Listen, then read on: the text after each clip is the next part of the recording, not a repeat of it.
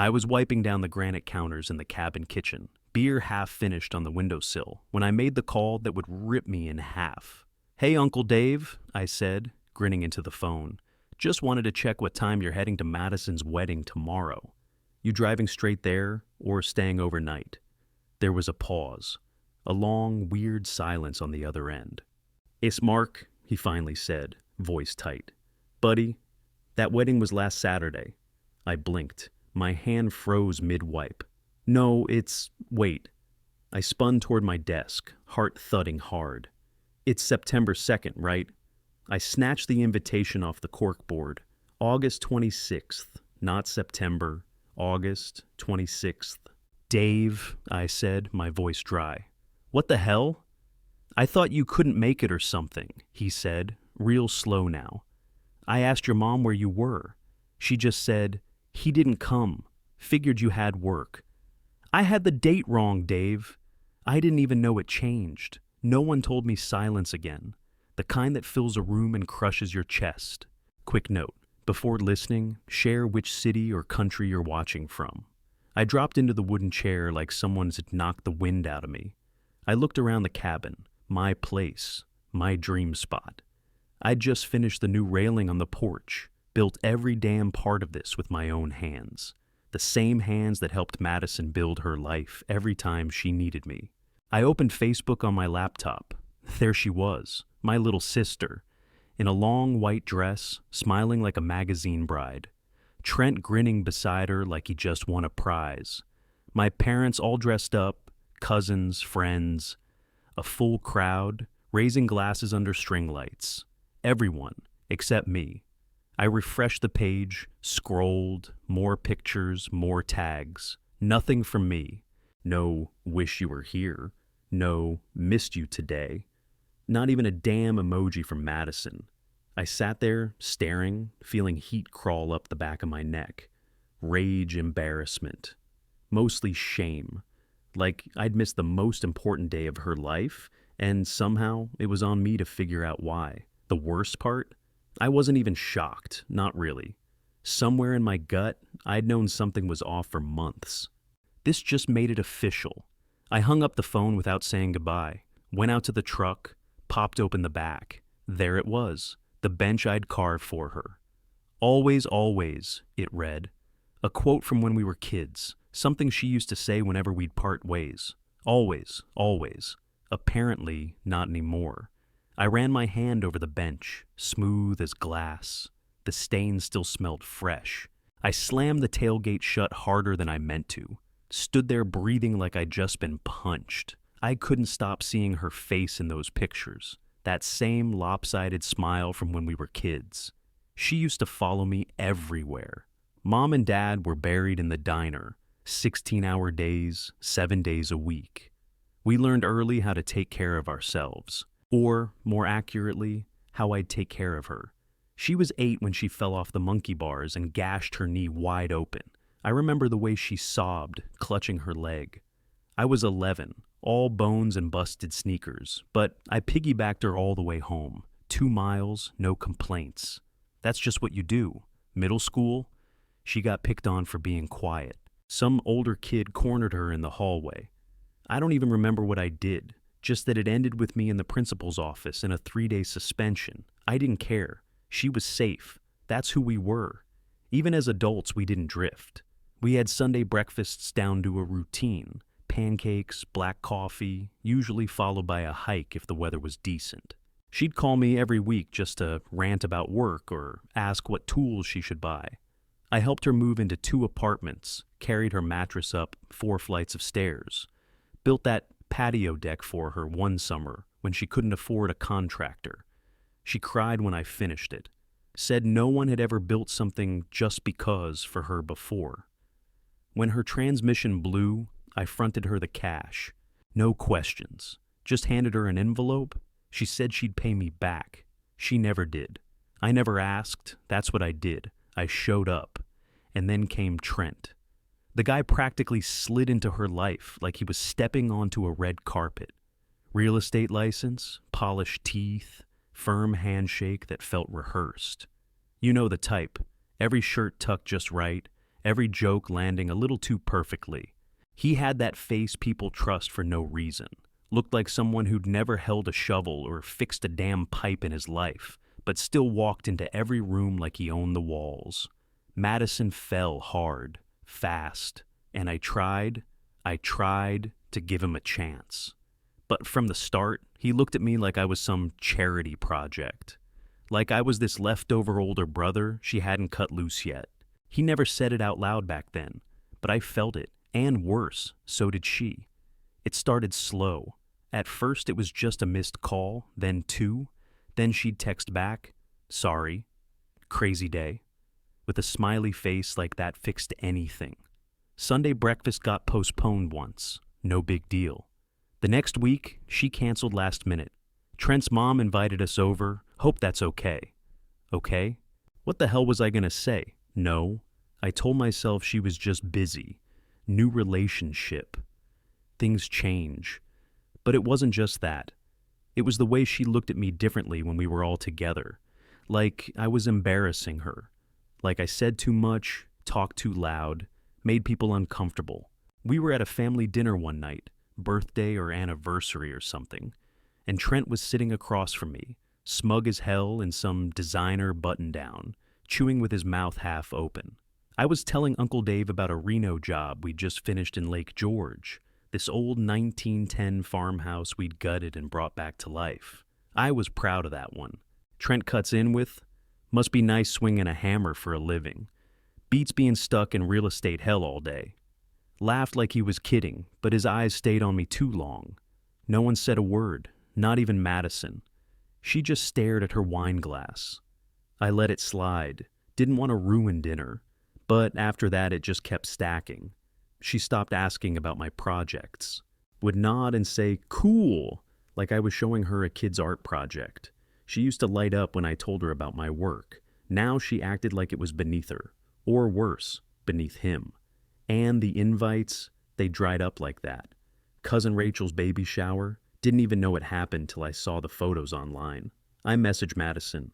"Wasn't that last weekend?" She replied, "Oh shoot, I thought you were busy with jobs." One by one, I got pushed out. I still showed up though, dropped off flowers when she got promoted, sent her that handmade charcuterie board when they moved in together, offered to help remodel their kitchen, free labor just because. "Thanks, but we've got it covered," she said. "Trent wants to bring in someone professional." She said it soft, but it hit like a slap. I brushed it off, told myself, she's in love. It'll pass, I believed it. Hell, I needed to believe it, because if I didn't, I'd have to face the truth. I wasn't her go-to anymore. I was becoming just another contact in her phone. The last couple years, her messages turned cold. "Hope all is well. Thinking of you." Nothing real, nothing personal, just filler. I still sent her stuff. Brought homemade chili when Trent had the flu. Made her a birdhouse for her birthday. Hand-painted her favorite colors. She texted a thumbs-up emoji. That was it. I almost threw my phone through the wall. Kevin, my business partner, said, "Man, you're chasing someone who's already made up their mind." I told him he was wrong. I had to tell him that. Because I still thought maybe after the wedding, things would reset. She'd remember who I was, what we had. I pictured her giving me a real hug at the reception. Us clinking beers like old times, laughing about something stupid from our childhood. Maybe even a toast. "To my brother, who's always had my back." I built that day in my head, clung to it like a life raft. But that day never came. They had it without me. I still remember walking that venue with her. It was 8 months ago. Snow on the ground, sky dull and heavy. Madison wanted something rustic but elegant. I drove her out to that old converted barn near Lake Placid. She said it was perfect. We stood in the empty hall, and she spun in a circle like a little kid. "I'm thinking September 2nd, she said, all giddy. "Labor Day weekend, right? People will already be off." "Perfect," I told her. "I'll be there." Front row. I meant it. Thing is, I never got to save the date. Weeks went by, nothing. I finally texted her.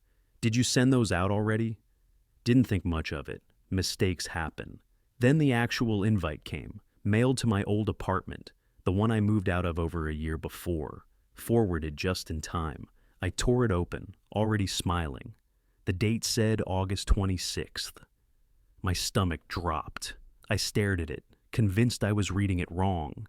But there it was, plain as day. I checked the envelope, postmarked late like someone rushed it. It didn't make sense. I texted her right away. Got it, can't wait. No reply. That was 2 weeks before the wedding. I figured maybe she was overwhelmed, planning stress, family in town, normal stuff. A week out, I called Dad just to confirm things. Big weekend coming up, huh? I said. He chuckled, distracted. Next weekend'll be special, huh? I remember thinking, he's old. He just got the date wrong. I didn't press. Instead, I focused on the bench. I'd been working on it for weeks in the shop behind the cabin. Maple wood, thick slats, smooth joints. I carved it with that quote we loved from when we were kids. Always, always. She used to whisper it to me at night when the diner stayed open late and we were home alone, scared of the dark. I sanded it 3 times, stained it golden pecan, took my time, every screw perfect, wrapped it in a moving blanket, loaded it into the truck bed. I was proud of it. It felt like something permanent, like a piece of me at her side even when I wasn't around.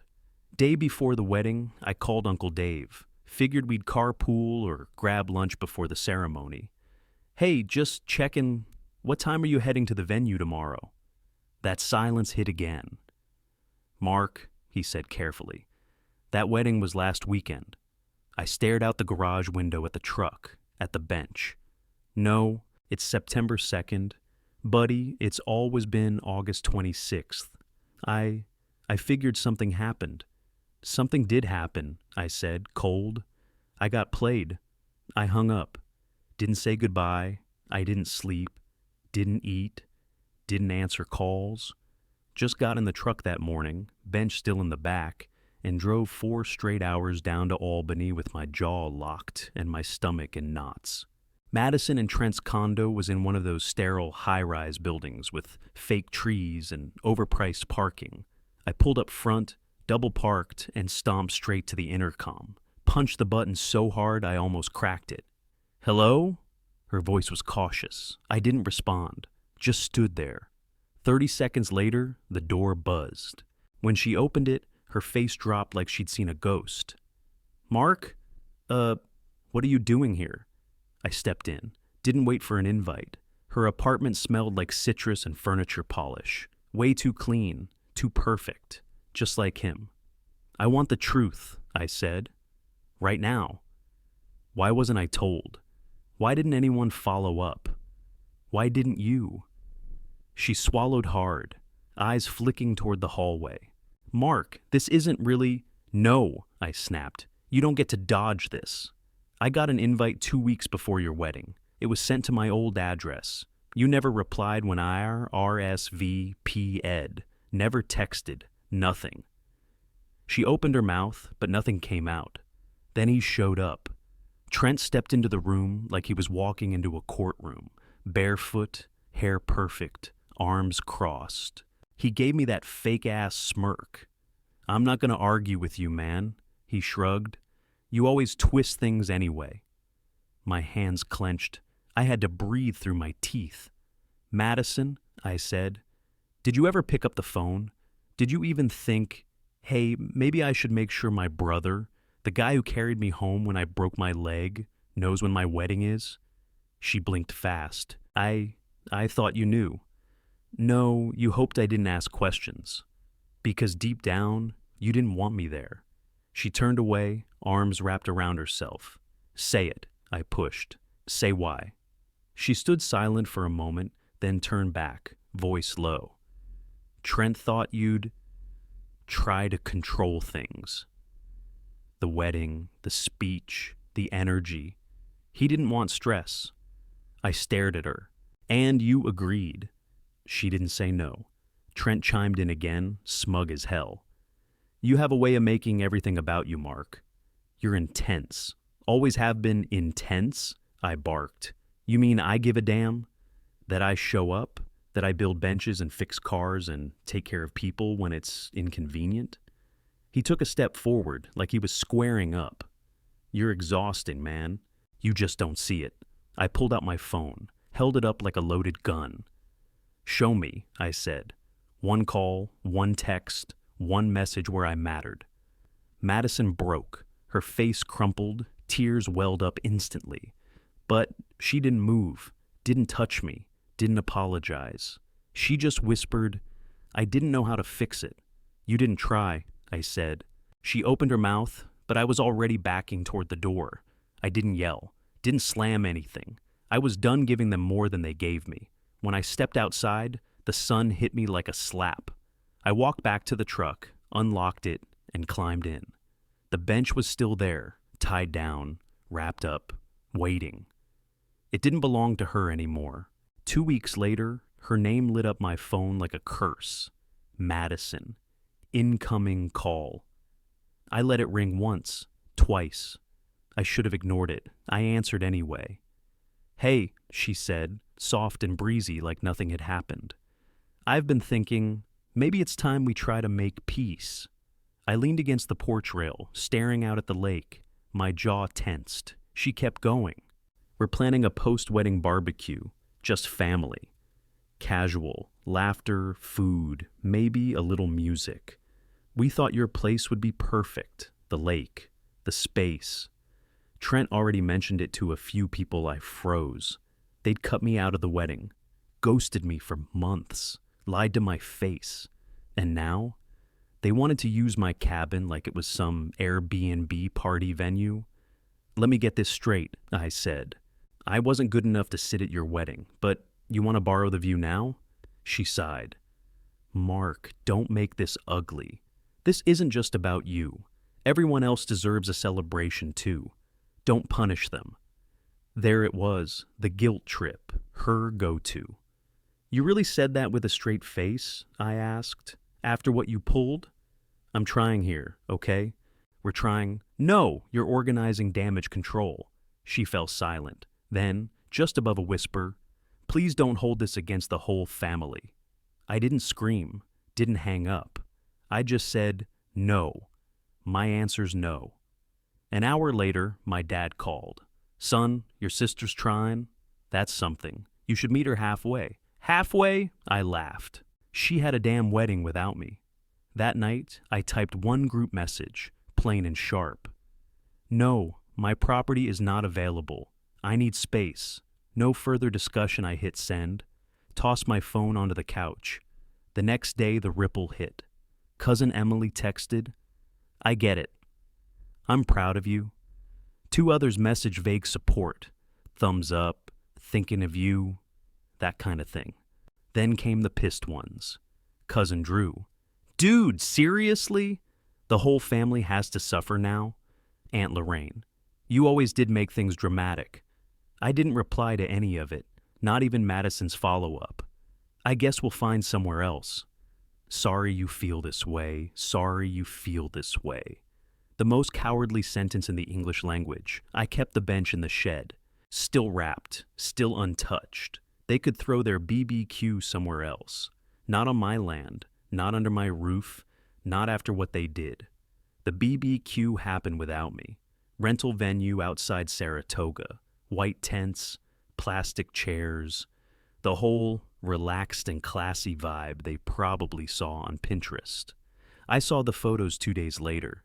Someone tagged me by mistake. Everyone smiling like the wedding drama never happened. My parents, my cousins, even Aunt Lorraine fake laughing over a red Solo cup. And right in the middle, grinning like a smug bastard, was Trent, holding up a beer. The caption on his Instagram said it all. Good vibes only. No drama, no distractions. I didn't comment. Didn't message anyone. Just closed the app and tossed my phone onto the porch swing. No bitterness, just clarity. I knew exactly where I stood now. Funny thing happened after that. My phone started ringing again. Not from family, from friends. Kevin started coming up to the cabin more. We'd grill out, throw horseshoes, drink whiskey till midnight. Rick, my neighbor across the lake, started stopping by with his old mutt and a 6-pack. Guy's a retired firefighter, hard edge but solid. We fished, we worked on the dock, we sat around the fire and didn't say much. It was enough. I rebuilt my circle, just smaller, tighter, quieter, and real. Poker night started on Thursdays. I got good at ribs. Kevin taught me how to finally beat him at Texas Hold'em. Rick brought homemade jerky and stories that belonged in a bar, not a porch. One night, late September, cool wind off the lake and bourbon in our glasses, Rick looked over the flames and said, "You did the hard thing, man." I didn't answer right away. He leaned back in the camp chair, eyes steady. "Most folks just roll over for family. Let 'em walk all over 'em 'cause of blood." "You didn't." I stared into the fire. The crackling wood sounded louder than his words. "I didn't want to lose 'em," I said. "Yeah," he nodded. "But they were fine losing you." That hit. He poured another splash of bourbon into both glasses, then added, "I've seen it. You say no once and suddenly you're the villain. Doesn't mean you're wrong." I lifted my glass. "To villains, then." He grinned. "Damn right." The fire popped. The lake shimmered dark and quiet behind us. No speeches, no party tents, no fake apologies, just peace. I didn't need their barbecue. I had my own.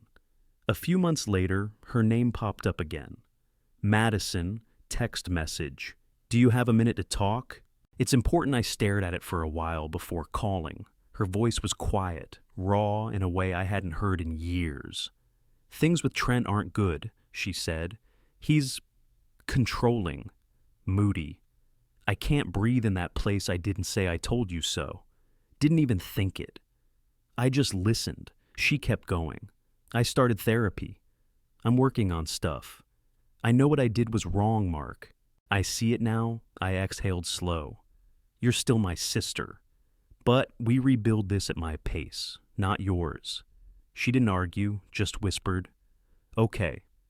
That was the first time I believed she meant it. A few weeks later, Mom and Dad drove up to the cabin. No call ahead, just showed up with a peach cobbler and a look like they owed me more than dessert. We sat on the porch, the lake glassy and still. "I want to say I'm sorry," Mom said. "We should have called. We should have told you. We just thought you'd get over it." Like always, Dad nodded, eyes low. "We messed that up."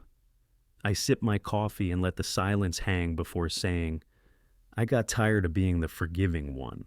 Mom blinked, then looked away. "It cost me too much," I added. "I'm done pretending I'm not angry when I am." They didn't push back, didn't guilt trip, they just nodded. And that was a start. By early spring, Madison called again. Not to ask for anything, just to talk. "I'm thinking of leaving," she said. I didn't ask questions, just said, "Tell me when." 2 weeks later, she did. We waited till Trent was at a showing. I drove down with my truck, backed into the garage, and we loaded her stuff up in silence. Her hands shook when we packed the last box. She looked at me like she didn't deserve the help. "I'm not doing this for you," I said. "I'm doing it because you finally stopped pretending everything was fine." She nodded, didn't cry. Just closed the truck bed and said, "Thank you." We didn't become best friends overnight, but she started coming up to the cabin again. Early walks around the lake, coffee on the deck, real conversations that didn't feel rehearsed. She didn't bring Trent up much. I didn't need her to. We talked about growing up, the time we hid in the diner freezer to scare Dad, the trip to Lake George where I almost flipped the canoe. She laughed for real, big, full, loud like she used to. I hadn't heard that sound in years. One day she asked, "Do you think we can ever get back to how it was?" I shook my head. "No, but we can build something better if we do it right." That seemed to land. We walked in silence after that, crunch of gravel under our boots. Didn't need words, just movement in the right direction. The smell of smoked ribs still hung in the air when I stepped out to the porch. Dishes stacked high in the kitchen. Beer bottles clinked in the recycling bin. Inside, laughter buzzed low. Just the people who showed up when it mattered. I'd kept the invite list small. Kevin, Rick. A couple cousins who'd backed me from the start. Madison, of course, and Chloe, my niece, who'd driven up from Binghamton with a homemade peach pie and questions in her eyes. Madison came up to me after dinner, holding something wrapped in brown paper. "I wanted to give you this," she said. I took it and peeled back the edges. It was a photo, faded, creased, framed cheap. Me and her as kids, halfway through building that janky tree fort behind the diner. I must have been 11, hammer in hand. She was 8, holding a crooked board like it was treasure. "We built things together once," she said. "I hope we can again."